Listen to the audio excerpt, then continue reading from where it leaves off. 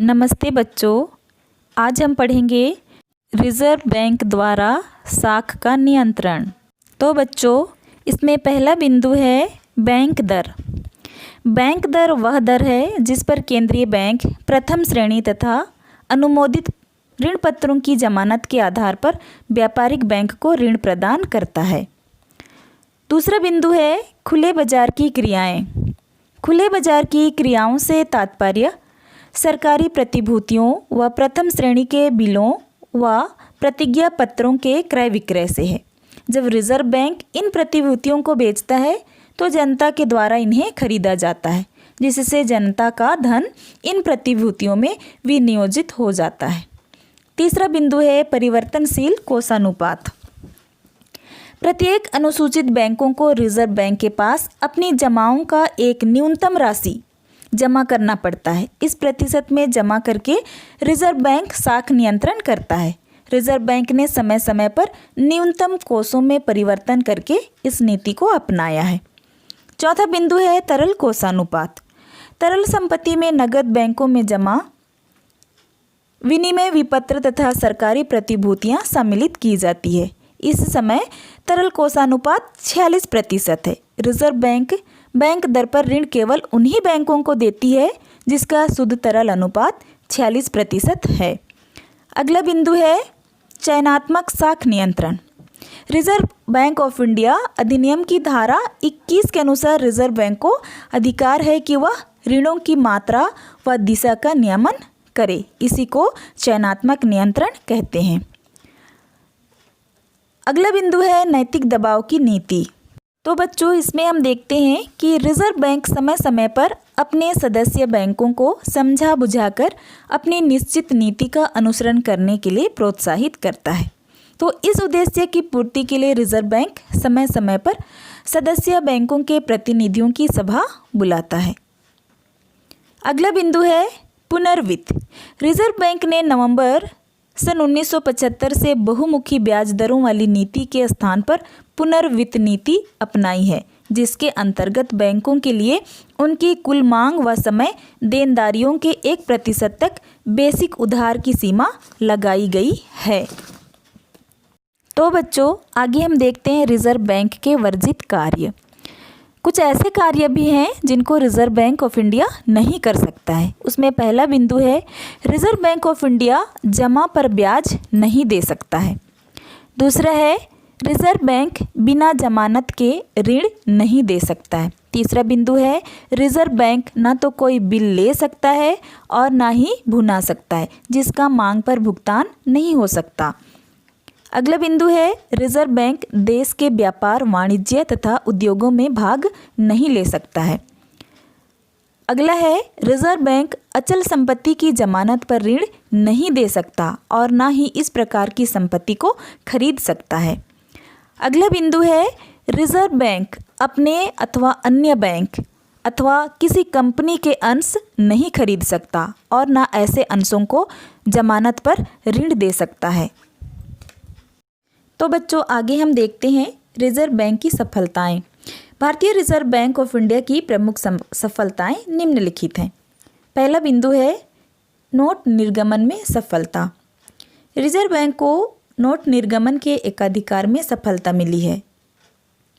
उसने सन 1935 से 1956 तक अनुपातिक कोष प्रणाली द्वारा तथा सन 1956 से न्यूनतम कोष प्रणाली अपनाकर इच्छानुसार नोट छापने का एकाधिकार प्राप्त है। दूसरा बिंदु है सुलभ मुद्रा नीति।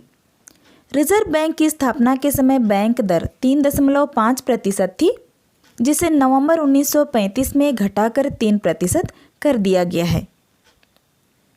तीसरा बिंदु है स्फीति नियंत्रण। रिजर्व बैंक ने देश में प्रचलित मुद्रास्फीति को नियंत्रण एवं नियमित करने के लिए समय समय पर अनेक कदम उठाए हैं, जैसे बैंक दर, खुले बाजार की क्रियाएं, नगद कोषानुपातों में परिवर्तन के साथ साथ इसने चयनात्मक साख नियंत्रण द्वारा देश के भीतर कीमत स्तर को नियंत्रित करने का प्रयत्न किया है। चौथा बिंदु है ब्याज दरों में स्थिरता। तो बच्चों, रिजर्व बैंक की स्थापना से पूर्व देश में ब्याज की दरों में बहुत उच्चावचन होते रहते थे। रिजर्व बैंक ने व्यापारिक आवश्यकताओं के अनुसार साख का नियमन करके ब्याज की दरों में होने वाले परिवर्तनों में काफ़ी स्थिरता बनाई रखी है। अगला बिंदु है सार्वजनिक ऋण की व्यवस्था। सार्वजनिक ऋण की व्यवस्था अर्थात सरकार के एजेंट के रूप में रिजर्व बैंक ने सरकार के लिए सार्वजनिक ऋण का बहुत अच्छा एवं सराहनीय प्रबंध किया है।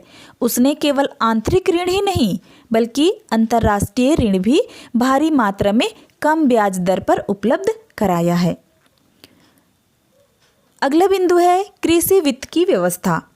रिजर्व बैंक ने स्थापना के बाद कृषि के विकास के लिए कृषि साख विभाग की स्थापना की है। अगला बिंदु है औद्योगिक वित्त।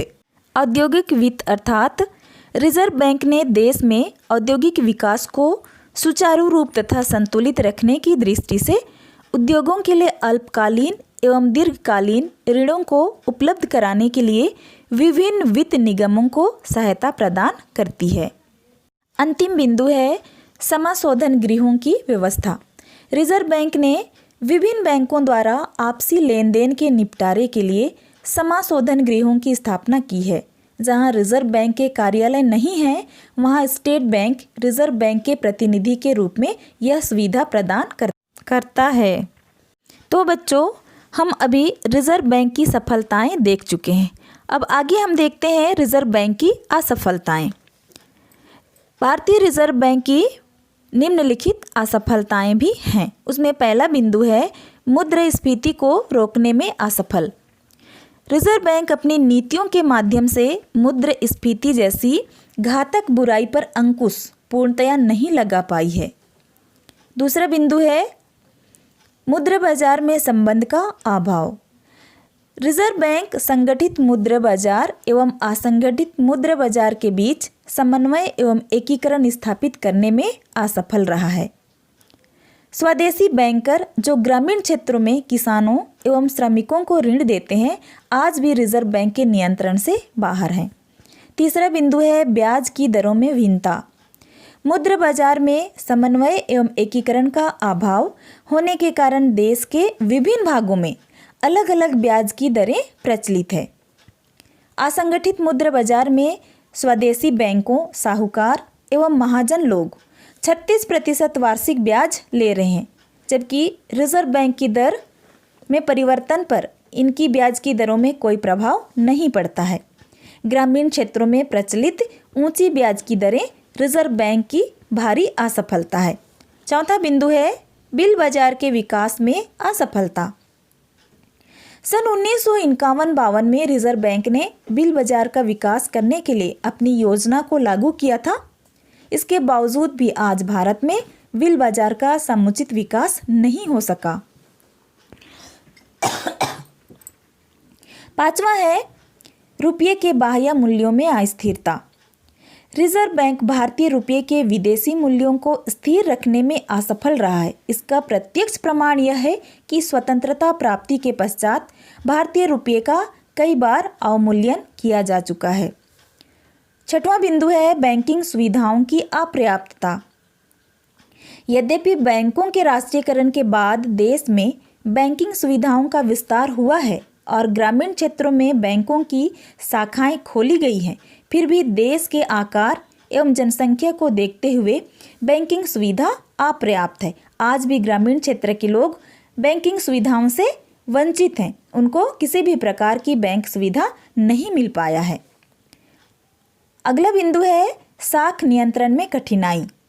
रिजर्व बैंक को साख मुद्रा के नियमन में काफ़ी कठिनाइयों का सामना करना पड़ रहा है। हालांकि रिजर्व बैंक ने समय समय पर विनिमय नियंत्रण की विभिन्न नीतियों को अपनाया है।